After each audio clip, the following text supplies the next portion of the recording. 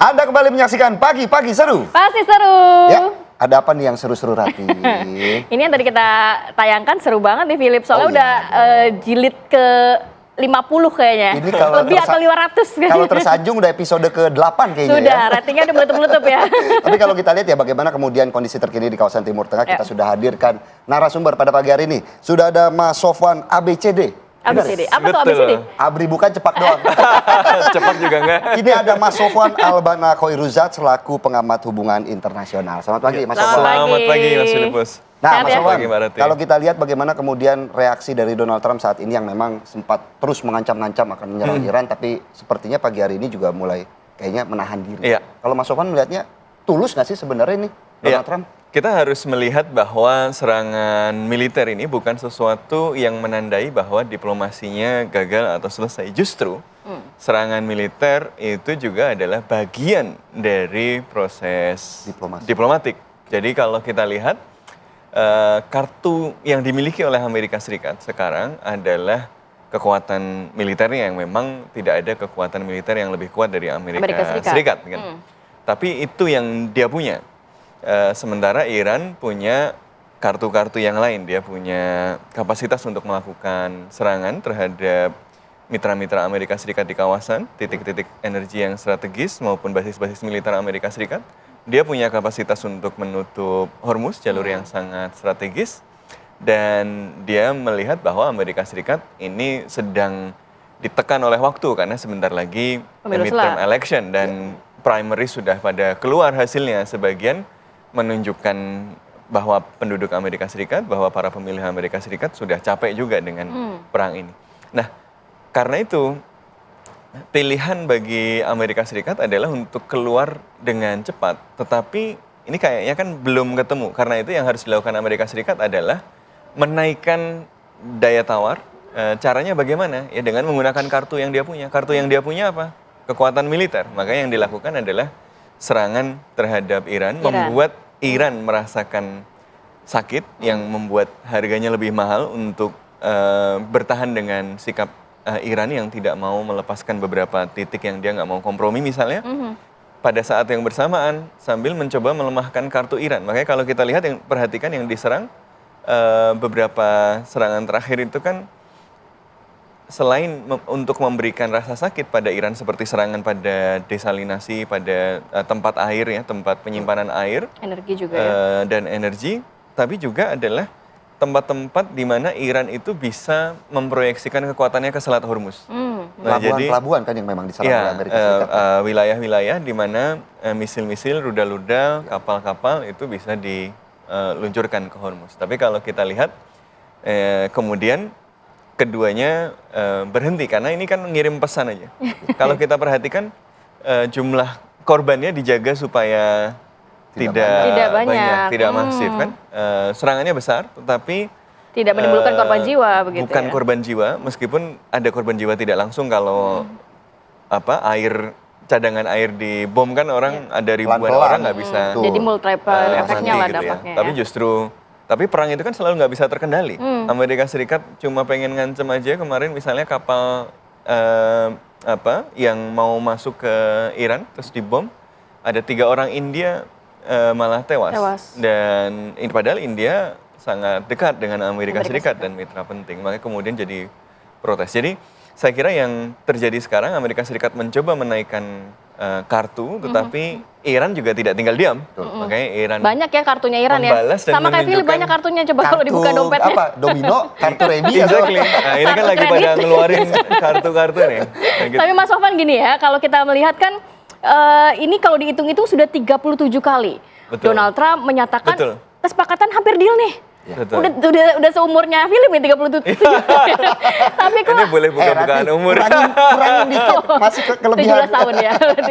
Sudah 37 kali tapi kesepakatan dikatakan hampir deal, sedangkan Iran bilang enggak kok, kita masih jauh dari kata deal. Apa yang bisa dipercaya sebenarnya sekarang? Apakah memang ada secerca harapan kita berberakan deal? Kalau kita lihat biasanya intensitas serangan yang besar itu memang menunjukkan bahwa ini sebentar lagi deal nih, udah kelihatan bentuknya, tetapi ada sticky points yang belum ketemu. Ada titik-titik yang belum ketemu sehingga keduanya perlu kalibrasi. Kalau kalian nggak sepakat sekarang, saya bisa kasih pain yang lebih besar loh. Saya bisa kasih rasa sakit yang lebih besar loh. Nah, kemudian yang lain nanti balas. Nah, ini kita masih melihat equilibriumnya itu nanti apakah kemudian berhasil menutup gap tersebut. Tapi kalau kita lihat berdasarkan pernyataan-pernyataan terakhir dari Trump maupun Hegseth, MOU-nya kan sudah ada nih. Sudah ada. Tapi kalau kita lihat MOU-nya sudah ada dan di situ ada poin soal Hormuz boleh dibuka lagi, tapi soal pengayaan uranium dan soal nuklir itu masih dalam tahap konseptual. Jadi kayaknya kebayang bahwa sepertinya sudah ada MOU-nya, tetapi ada beberapa poin yang mereka masih perlu finalisasi. Jadi sebenarnya memang sudah dekat, tapi dari dulu memang sudah dekat terus kan. Gitu. Masalahnya adalah jadiannya enggak. Masalahnya enggak karena memang belum ketemu. Iran butuh bahwa perjanjian ini tidak hanya menunda waktu. Sekarang Iran tahu bahwa Amerika Serikat ini lagi pengen keluar, lagi kesulitan. Dia kalau nyerang full sekarang itu nggak ada jaminan Amerika Serikat menang. Ya, makanya dia berani melihat bahwa saya punya leverage. Tapi kalau dia stop sekarang, kemudian Amerika Serikat punya waktu. Amerika Serikat kan baru saja mengajukan penambahan anggaran militer. Sekarang munitionsnya yang bunker busters itu sudah habis separuh.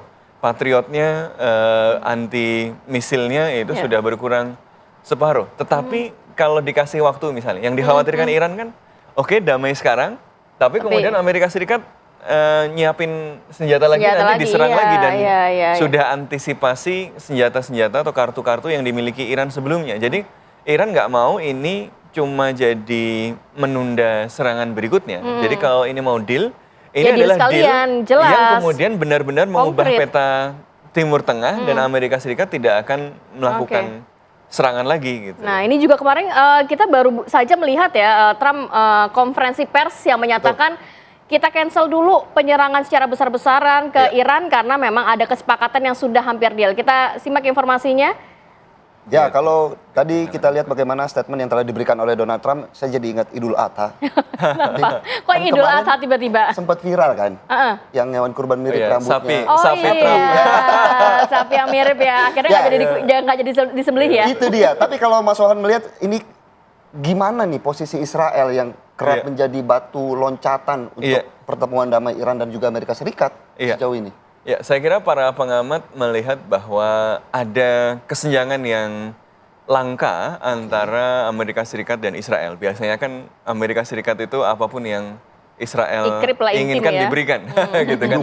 Termasuk juga serangan kemarin ke Iran kan bukti bahwa Amerika Serikat melakukan alignment dengan Iran. Tapi kalau kita lihat dalam beberapa waktu terakhir ini, dan ini dikonfirmasi oleh insider Gedung Putih kan, bahwa memang ada kesenjangan keinginan. Amerika Serikat itu, terutama Donald Trump, itu butuh perang ini berhenti supaya kartu politiknya hidup di dalam negeri.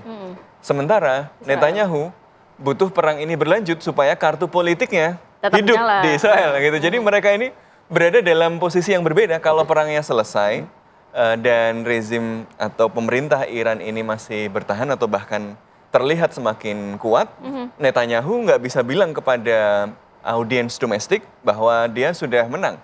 Ini menjelaskan kenapa Netanyahu semakin agresif di Lebanon dan di Gaza. Karena kalau nanti Iran beneran ada kesepakatan damai, setidaknya saya harus ngomong saya punya achievement. Makanya dia pidato, Hizbullah sudah kalah dan macam-macam. Dia harus menyelamatkan muka ke dalam, karena di dalam kan sudah dikritik oleh kelompok-kelompok sayap kanan yang lebih kanan lagi. Ben Gvir aja udah ngomong, ini ada waktunya loh, kamu itu jangan nurut sama Donald Trump gitu. Jadi sudah mulai ada citra bahwa Netanyahu ini cuma ngomong besar doang gitu. Nah, jadi kartunya Netanyahu cuma bisa hidup kalau perangnya lanjut. Kartunya Trump cuma bisa hidup kalau perangnya berhenti. Nah, gitu. Jadi ini mereka lagi, makanya yang dilakukan oleh Amerika Serikat adalah dia pengen mengakhiri ini, yang sedang dipikirkan adalah kompensasi buat Israel apa?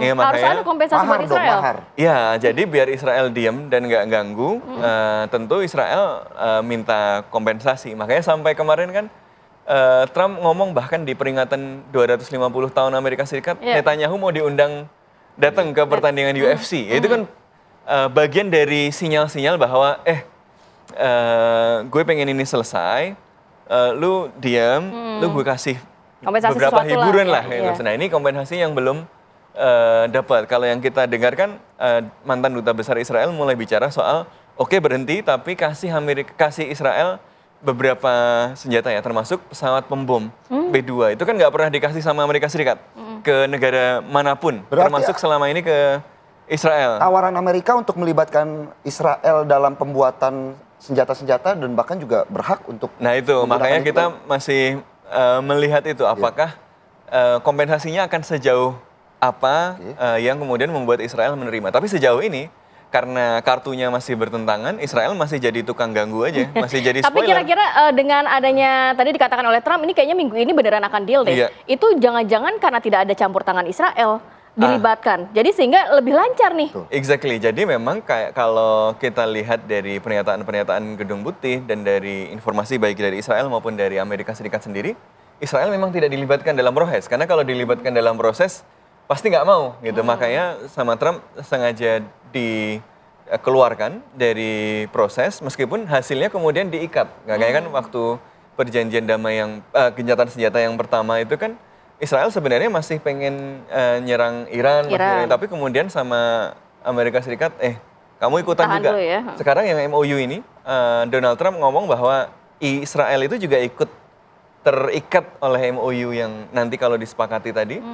Tapi Israel bilang kami nggak ikut-ikutan MOU gitu loh. Jadi memang kalau kita lihat serangan kemarin yang terakhir yang besar itu bisa jadi justru merupakan tanda bahwa MOU-nya memang sudah hampir sampai di level deal. Kenapa? Amerika Serikat kemudian butuh off-ramp. Dia butuh menunjukkan kepada audiens domestik bahwa Amerika Serikat tanda tangan itu bukan kalah loh, menang. Jadi dia butuh menunjukkan kekuatan supaya kalau tanda tangan dia bisa bilang bahwa ini yang menyerah Iran loh, setelah saya bom, Iran tanda tangan gitu loh. Tapi kalau melihat pernyataannya Israel sendiri juga bahwa di dalam MOU-nya tetap nih ada tentang pengayaan uranium, kemudian juga pencairan dana, dalam arti walaupun Israel juga tidak diajak untuk ikut berbincang, komunikasi, tapi keinginan Israel dalam MOU juga masih ada nih. Betul, tentu saja kan ada strategic alignment antara Amerika Serikat dengan Israel juga gitu kan ya. Kalau tadi kan yang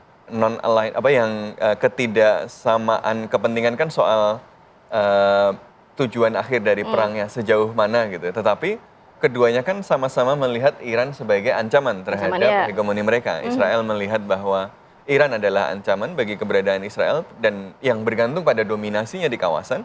Amerika Serikat juga melihat hal yang sama. Karena itu harus dikontrol. Cuma bedanya kan level kontrolnya sejauh apa.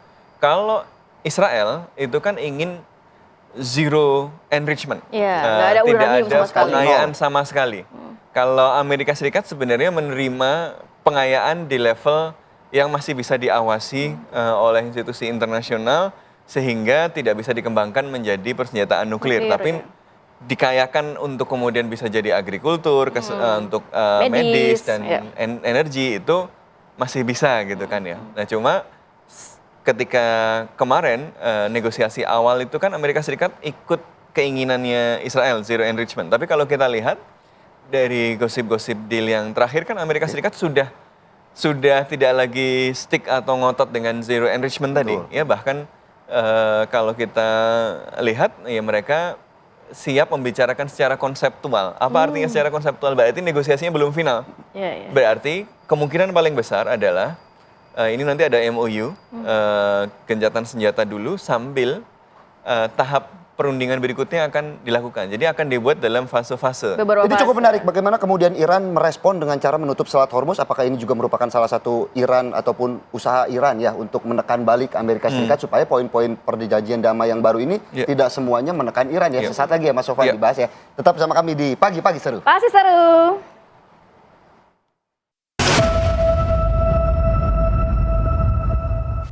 Kembali menyaksikan Pagi-Pagi Seru. Pasti seru. Sebelum melanjutkan perbincangan, pertanyaan saya tadi ke Mas Sofwan, kita sudah terhubung dengan warga negara Indonesia yang berada di Iran. Kita sudah terhubung dengan Mbak Ade Zarah. Selamat pagi, Mbak Ade. Selamat pagi.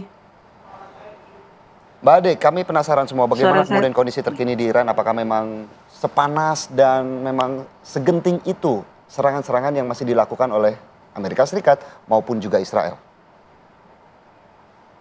Baik, untuk dalam beberapa hari ini serangan Israel dan Amerika itu terpusat di selatan Iran dan beberapa serangan juga terjadi di kota Tehran.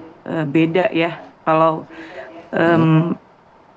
sebelum ceasefire itu mungkin hampir semua daerah Iran terkena serangan. Namun untuk kali ini lebih terpusat di selatan Iran dan Tehran. Oke, Mbak Ade, kalau kita sempat mendengar pernyataan dari Donald Trump yang mengatakan bahwa kira-kira bakal pekan inilah MOU antara Iran dan juga Amerika Serikat akan deal. Dari media yang di Iran yang mungkin Mbak Ade juga update, sudah sejauh mana sebenarnya perkembangannya? Apa justru Iran melihatnya enggak, sama sekali belum ada kata-kata deal nih?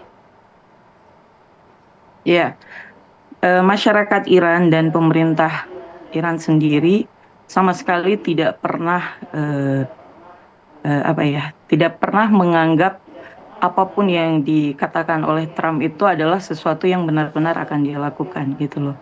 Jadi baik masyarakat maupun pemerintah tidak mengambil pusing itu, mereka tetap dengan persiapan perang, namun juga tetap melakukan negosiasi terkait dengan pernyataan Trump yang terakhir. Ini juga mereka ya ketawa-ketawa aja, katanya ya biasalah Trump gitu loh. Jadi seperti itu, nggak dianggap serius. Baik, Mbak Ade, kami juga sudah bersama dengan Mas Sofwan ini selaku pengamat hubungan internasional. Mungkin Mas Sofwan juga ada yang ingin dipertanyakan ke Mbak Ade nih. Iya, kalau kita lihat penduduk Iran sepertinya gimana, masih siap berapa lama lagi kalau misalnya perang bertahan? Benarkah kemudian dukungan terhadap pemerintah masih akan terus berlanjut atau mulai melemah juga ini, karena tekanan ekonominya kan berat juga gitu. Kalau dari obrolan sehari-hari gitu, kira-kira pandangan warga seperti apa? Warga sangat bersemangat ya. Kalau saya lihat warga justru berharap perang itu berlanjut. Seperti yang kemarin kita lihat ketika ceasefire itu masyarakat merasa kecewa. Kenapa ceasefire gitu loh? Kita mau lanjutkan perang. Bukan karena mereka orang Iran ini, rakyat Iran ini gila perang, bukan. Tapi dikarenakan mereka tahu betul, mereka sangat paham dengan kondisi politik. Dan sepertinya mereka paham dengan apa yang sedang dilakukan oleh Amerika dan Israel ketika mereka meminta untuk ceasefire. Karena saat itu bisa dibilang Iran sudah menang banyak gitu kan. Dan ketika ceasefire itu berarti mereka sedang mempersiapkan strategi baru dan amunisi baru. Nah, terkait dengan kondisi masyarakat Iran apakah masih sanggup? Kita tahu 40 tahun itu Iran disanksi gitu loh. Perdagangan internasional itu bagi Iran itu sama sekali tidak ada gitu loh. Iran sangat sulit untuk menjual minyak, gas dan segala macam. Dikarenakan sanksi, dikarenakan mereka tidak boleh bergelut dalam perdagangan internasional. Ini sangat sangat menyiksa masyarakat sebenarnya. Sanksi nggak hanya perdagangan, sanksi juga termasuk obat-obatan dan lain-lain. Nah, apa yang terjadi hari ini bagi masyarakat Iran itu biasa saja gitu loh. Perang saat ini bagi masyarakat Iran bisa dibilang biasa saja dalam tanda kutip ya. Mereka tetap punya semangat, spirit untuk bertahan, untuk terus melanjutkan perjuangan. Ditambah dengan kalau saya lihat pemerintah melakukan banyak hal dalam membantu masyarakat dalam kondisi sulit, sebagaimana banyak subsidi dan bantuan bahan pokok untuk masyarakat. Dan kita tahu juga biaya energi yang dikeluarkan oleh rakyat Iran itu sangat-sangat murah, sangat-sangat terjangkau lah. Ketika saya bandingkan dengan kita orang Indonesia ya. Dan bagi orang Iran sendiri juga ya memang murah gitu. Hanya bahan makanan yang sedikit mahal. Itu juga dikarenakan mungkin untuk biaya produksinya yang mahal, dikarenakan ada beberapa hal yang harus diimpor dari luar. Baik, jadi tapi memang ada kenaikan ya, berarti di harga-harga komoditas dan juga BBM ada kenaikan, tapi pemerintah ada subsidi juga kepada rakyat, begitu ya Mbak ya? Harga BBM ada kenaikan, tapi itu bisa dibilang sama sekali tidak terasa. Tidak terasa dikarenakan banyak aturan-aturan, misalkan untuk pengendara, misalkan bus atau yang menjual jasa transportasi, mereka juga punya subsidi gitu. Dan juga rakyat biasa juga punya subsidi. Kita juga misalkan untuk beli BBM tanpa subsidi sudah murah kan. Namun juga ada subsidi itu, kalau saya lupa berapa liter tepatnya, tapi itu tetap ada subsidi hingga batas tersebut itu gratis. Baik. Gitu. Dan Oke. Baik, Mbak Ade, terima kasih banyak ya sudah memberikan informasi dan waktunya pagi hari ini. Sama-sama, Jaga keselamatan dan juga kesehatan selalu. Assalamualaikum. Assalamualaikum, terima kasih Mbak Ade. Saya langsung kembali mau ke Mas Sofwan, artinya melanjutkan pertanyaan saya tadi bahwa ini kan upaya Iran dengan menutup Selat Hormuz, apakah memang ini upaya serangan balik kepada Amerika Serikat yang memang tengah mengajukan poin-poin damai yang baru begitu? Ya betul, kalau kita lihat kan Hormuz ini bahkan disebut sebagai senjata nuklir barunya Iran, gitu kan ya. Utama begitu ya.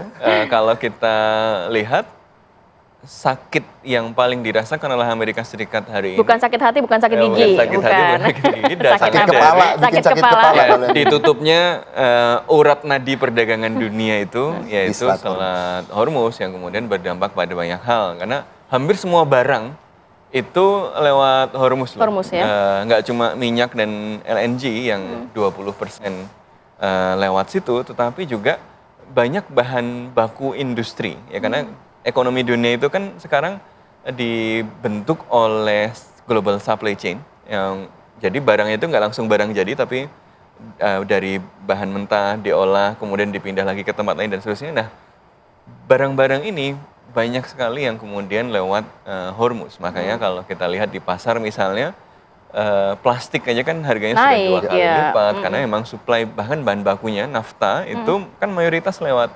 Hormuz. Jadi mau produksi aja susah. Ini baru barang-barang kecil, urea, pupuk, ini kan nanti berdampak kepada pangan dan seterusnya. Jadi walaupun Amerika Serikat misalnya bilang Amerika Serikat nggak tergantung minyak dari Hormuz kok. Memang Amerika Serikat punya cadangan minyak sendiri.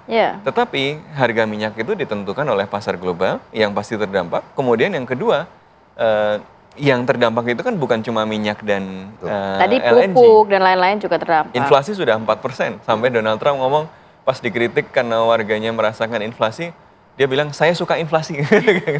Emang dia kalau sebagai bisnismen suka pasti inflasi ya. Gitu ya. Tetapi ya ini adalah senjata paling dahsyat yang sekarang dimiliki Iran, dan Amerika Serikat ini tidak menduga bahwa Iran bisa menggunakannya. Jadi ketika Netanyahu meyakinkan Trump untuk ikut menyerang, Netanyahu itu mengatakan bahwa rezimnya akan jatuh dalam seminggu paling lama. Seperti Venezuela lah ya, kurang lebih ya. Dan kemudian tidak akan sempat dan tidak akan punya kapasitas untuk menutup Hormuz. Ternyata tiba-tiba ditutup. Amerika Serikat nggak punya plan B. Tapi kan ini kan seperti deja vu artinya Mas. Kayak kalau kita lihat ya Amerika Serikat nyerang, Iran menutup, kemudian membuka lagi, Amerika Serikat nyerang lagi. Kayaknya stagnan aja. Apakah juga pertemuan damai akan terjadi kalau melihat begini-begini terus? Gitu? Makanya ini semua adalah proses negosiasi kan. Kalau dalam proses negosiasi. Kira-kira apa yang bikin nggak jadi nih? Apa poin-poinnya kan cukup banyak Mas. Yang agak sulit nih kayaknya nanti agak mentok. Poin utama saya kira adalah bahwa Iran ingin bahwa ini menjadi serangan terakhir dari Amerika Serikat. Dia tidak ingin ini menjadi semacam jeda sementara saja untuk kemudian Amerika Serikat menemukan dan membangun senjata baru untuk kemudian bisa mengatasi apa yang sekarang dimiliki oleh Iran. Jadi yang ingin dipastikan Iran adalah beberapa. Pertama, dia ingin memastikan bahwa dia tetap memiliki kontrol terhadap kartu utama dia, yaitu Hormuz. Oke, saya buka, tapi sewaktu-waktu nanti Amerika Serikat melanggar perjanjian, saya bisa nutup ini lagi. Otoritas sementara di Iran Amerika Serikat kan nggak mau Iran kemudian punya kontrol terhadap Hormuz gitu kan ya. Kemudian yang kedua tentu saja soal nuklir. Jadi soal Iran kan sudah punya beberapa stockpile yang sudah mencapai 60%. Yang ini tinggal diangkat sedikit lagi. Kalau sedikit lagi ini sudah bisa jadi 90% nuklir ya. sudah bisa digunakan untuk senjata walaupun Iran mengatakan tidak untuk itu. Tapi kan Amerika Serikat ingin nuklir dust ini, stockpiles ini dihancurkan. Tapi Iran nggak mau menghancurkan itu atau kalaupun dihancurkan ada jaminan. Atau ditaruh di negara lain. Ya, makanya kemarin kan lagi cari solusi misalnya gimana kalau dipindah ke Rusia saja atau ke tempat lain biar nanti sewaktu-waktu Amerika Serikat ribut bisa diakses lagi gitu kan. Tapi sekarang Iran nggak punya akses. Kemudian yang berikutnya adalah hak-hak Iran di bawah Non-Proliferation Treaty. Jadi di dalam perjanjian NPT itu kan nuklir senjata nggak boleh, tapi nuklir untuk tujuan damai boleh. Nah, untuk memastikan bahwa nuklir tujuannya itu untuk damai, dia kemudian membuka diri untuk diinspeksi oleh Badan Tenaga Atom Internasional. Nah, Iran misalnya siap melakukan itu, tetapi Amerika Serikat percaya nggak gitu kan soal itu. Nah, kemudian yang lain soal kapasitas militer Iran. Karena Israel nih, yang kesayangannya Amerika Serikat ini kan merasa terancam. Karena ternyata misil-misil Iran ini bisa menjangkau Tel Aviv dan kemarin dalam beberapa hari ini juga waktu itu kan cukup sampai, mengejutkan dunia. Jadi dengan serangan-serangannya. Israel berharap dan Amerika Serikat berharap bahwa perang ini mendegradasi kapasitas Iran supaya tidak bisa menjadi ancaman buat Israel maupun buat dominasi Amerika Serikat di situ. Nah, Iran sementara melihat kalau saya nggak punya kapasitas lagi, kalau saya diserang lagi, saya nggak bisa bela diri dong. Gitu. Jadi nggak pasrah-pasrah banget. Akhirnya kan kita semua menunggu kan. Pekan ini apakah benar-benar ada penandatanganan MOU antara kedua belah pihak atau enggak ya? Tapi saya meyakini mungkin ada satu poin tambahan. Kan tadi Mas Sofwan udah menambahkan nih. Saya ada satu nih. Apa itu? Kayaknya poin buat tiket nonton Piala Dunia. Salah satunya perjanjian damai kayaknya ya. Biar lebih ada mungkin nonton apa? Nonton bola. Nobar bareng ya. Terima kasih Mas Sofwan untuk waktunya pada pagi hari ini dan juga kita masih akan kembali di pagi seru. Pasti seru.